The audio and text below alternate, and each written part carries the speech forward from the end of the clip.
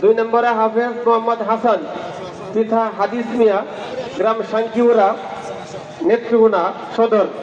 রোজিং master Asadul হক, Ramchandrapur. রোজিং master আপনারা স্টেজে আসবেন। দিছেন হাসান, একটা দেন গালি।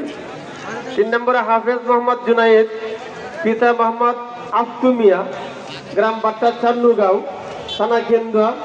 রোজিং মাস্টার রিয়াদ মিয়া, শান্তিবাগ। কয় নম্বর গেল? এরা দেখতে দেও, এরা দেখো। আর এদিকে আসেন, আপনি এদিকে আসেন। জি, দেখতে দেখতে হবে তো। এরপরে 4 নম্বর